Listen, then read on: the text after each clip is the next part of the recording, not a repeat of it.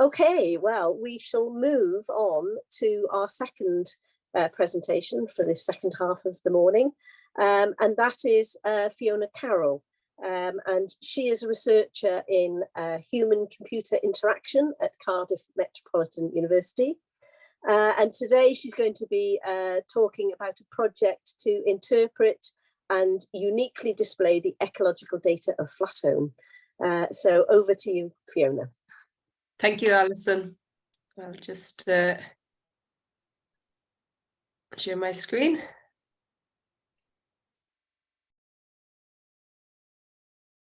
Okay.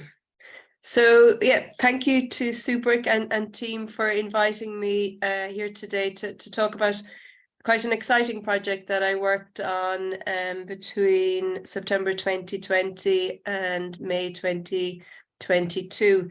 It was the DAPTEC project, and we were looking specifically, as Alison just referred to, Flatholm Island and some of the data on Flatholm.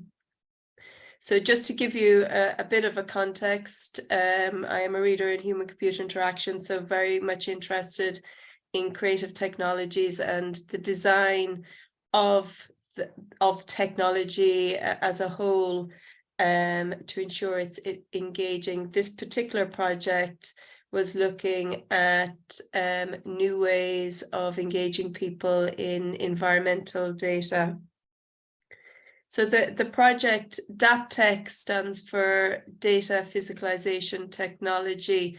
It was a Welsh government funded project, under the Smart Expertise umbrella, and it was all about giving data a physical form, a physical shape. So moving on from the data visualization, we were looking at new tangible ways of engaging people in data, and as I just mentioned, particularly the environmental data of Flatholm Island. So we were a multidisciplinary team. We had Cardiff School of Technologies, we had Cardiff School of Art and Design, both from Cardiff Met, and then we also had partners from Cardiff Council, and also Yard, who are a digital data agency in Cardiff.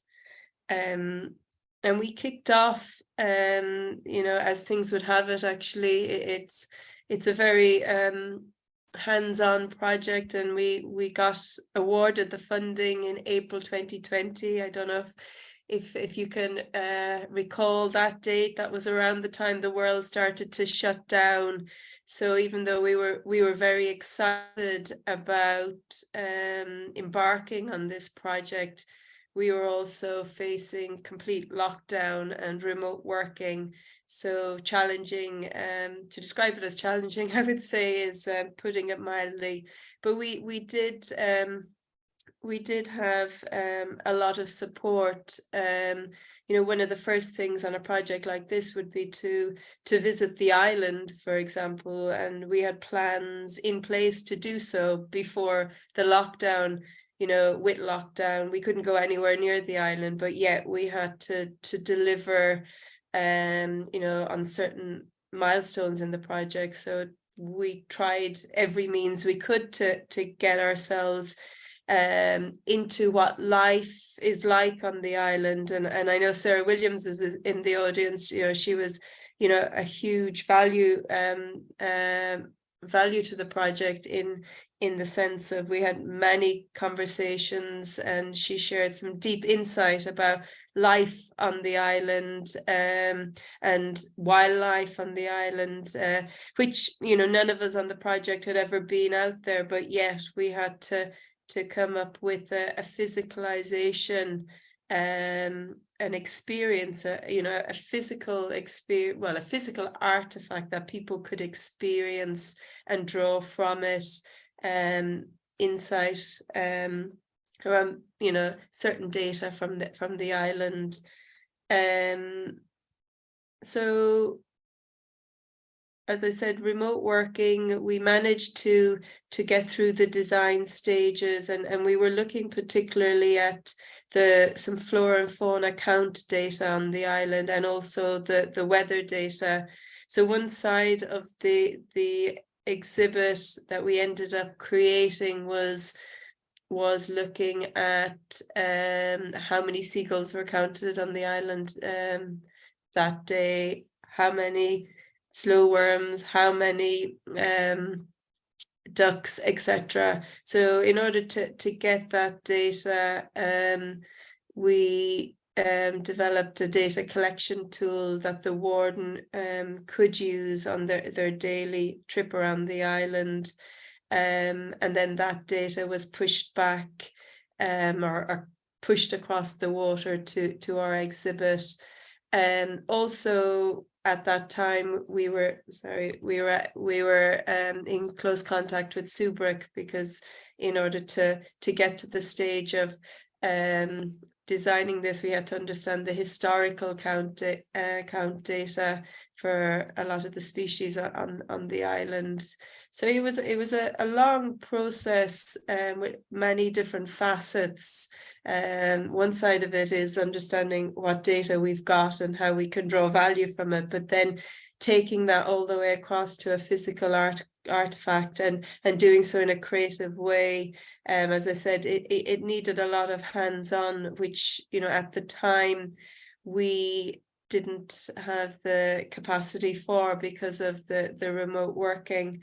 But we managed to prototype individually from our homes, and then towards the end of the project, luckily the lockdown restrictions started to ease. So as you can see in some of the images here, we were able to come into the labs in the university and start to work together at, you know, creating this artifact.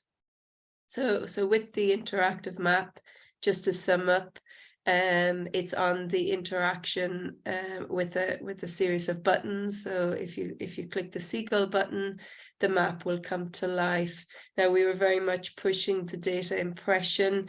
The data is authentic in that the data has come across from the island, from the warden's estimations of how many seagulls are present on the island during their trip. Their checking of the island every morning was the plan.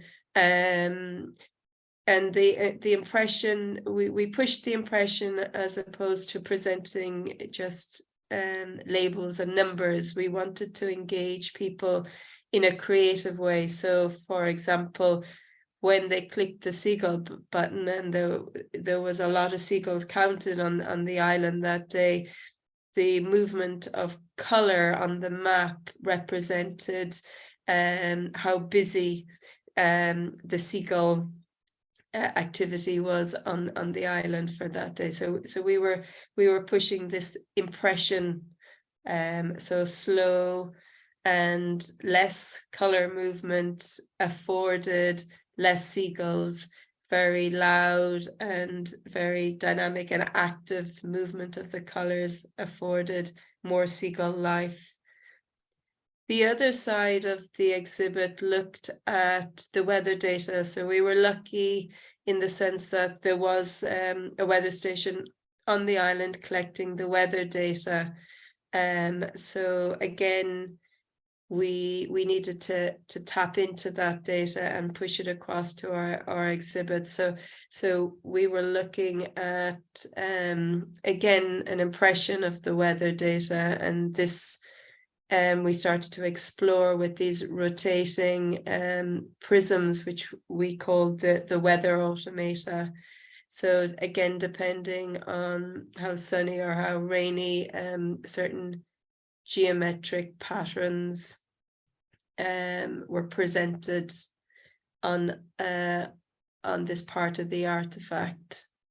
So there was two sides, and you know, it's a shame in many senses that lockdown constrained us, because I suppose in hindsight now, being able to collect the weather data and also the count data, you know, in terms of the data science, we could have, you know, gone on to explore, you know, the impact of a sunny day on, for example, the count of seagulls or the count of shelduck, or in fact, you know, the impact of a rainy day on the count of butterflies, etc.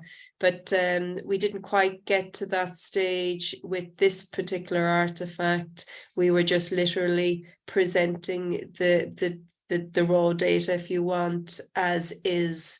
But we were looking at presenting it in new and creative ways.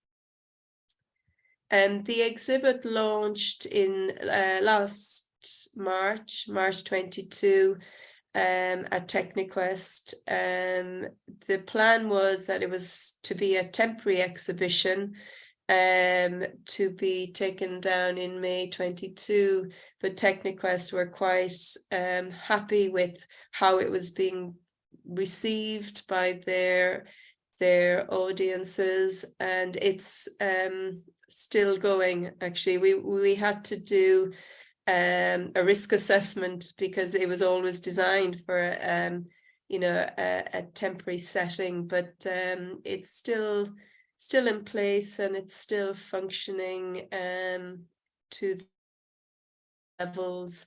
So we're just playing it by ear at the moment in terms of how long it'll last, but it was designed in a very robust fashion, and I know as we were building it on site in TechniQuest, we had to make some last minute adjustments, like you might have noticed. I don't know if it's clear here.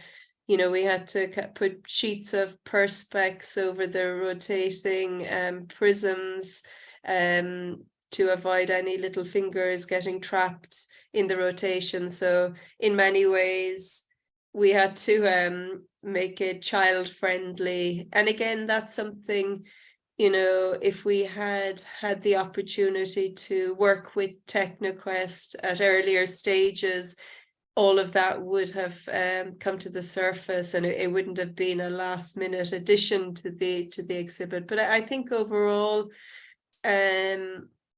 it is holding its place in TechniQuest, and it's quite an informative piece as well as quite an abstract. So it's combining both those elements. From a research perspective, really, I would say it was the first iteration, and there's lots of potential there to take it further in terms of the creative technologies and the data impressions, but also from the data science perspective, and really drawing value from the data around the predictions, but also the analysis across the two different data sets. And just to sum up, I will show you a video just to give you a better context, but just to sum up in terms of the project, we were lucky enough to get some good coverage. So as I say, that the artifact, the exhibit is still running at TechniQuest, but we did have a feature on the BBC, Welsh BBC News, and we've written several articles. We've got one journal paper that's been written around the research, and we've got another one currently being sent to a publisher. So it was well documented, and yeah, we were quite happy with the coverage we got. So let me just jump out and share my screen again and just show you a video clip, so you have got a better context of the entire project.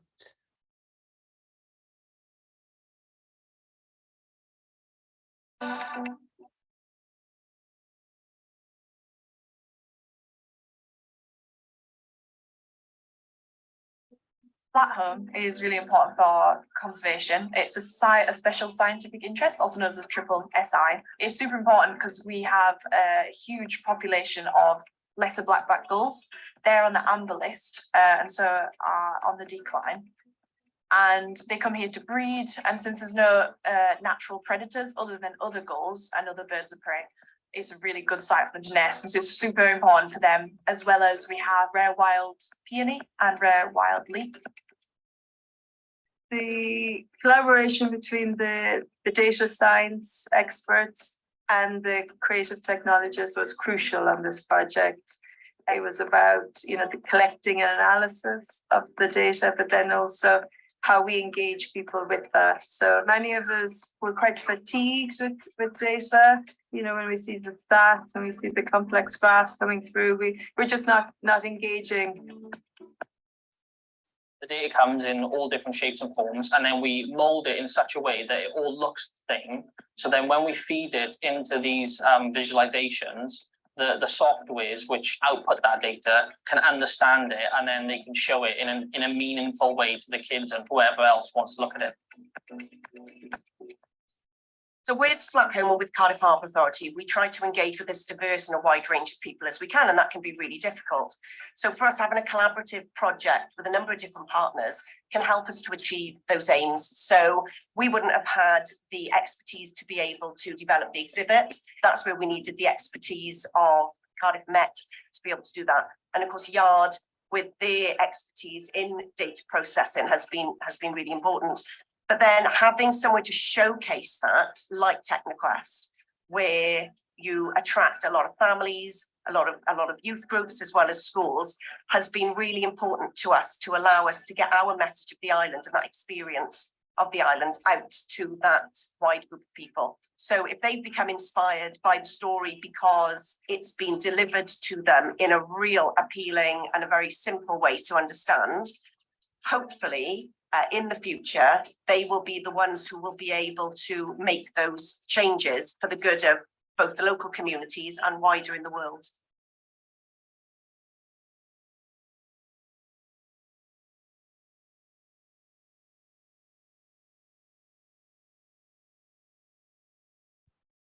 And that's it. I did get out to the island, but that was after the artifact, the exhibit went up.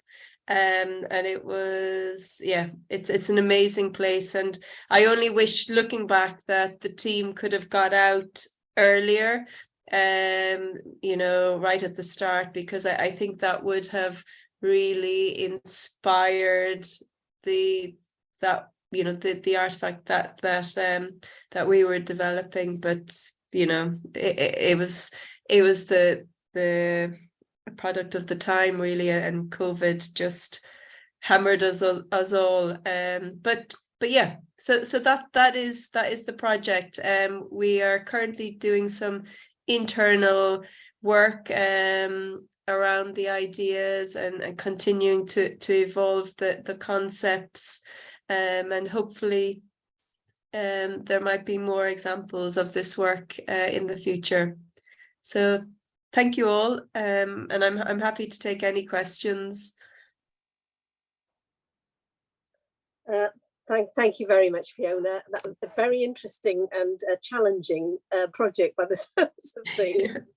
And I can see, I mean, one of the things that sort of us as wildlife recorders are sort of guilty of is we tend to have our own data, and then we don't really know how to share it with the general public. And obviously your project was an attempt to try and sort of have like real lifetime data coming in so that people could be inspired. And I can see the potential for that type of technology being used in visitor centres, in perhaps some of the wildlife trusts, or even on Springwatch, or sort of on the national televisions and things. So it definitely is exciting. It's such a shame that it was in such a challenging time that you weren't able to really get to grips with all the intricacies of the project. But yeah, it's great that you've got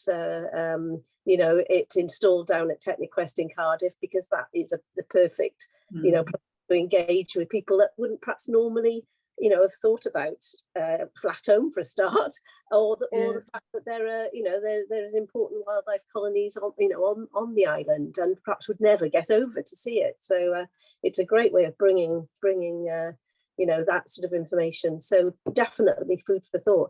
I don't think we've actually got any specific questions to ask you, but obviously if people do, you know, find out more, then obviously I'm sure that you've put your contact details up, and obviously before the end of the session, I'm sure you'll be available. So thank you very much. Really interesting. Sorry, Alison, can I just ask a question, because I can't type it into the Q&A thing as a panelist. I was just wondering how you used the Sobrec data in the project. I mean, you mentioned you had it. I just would just be interested to know what it was used for.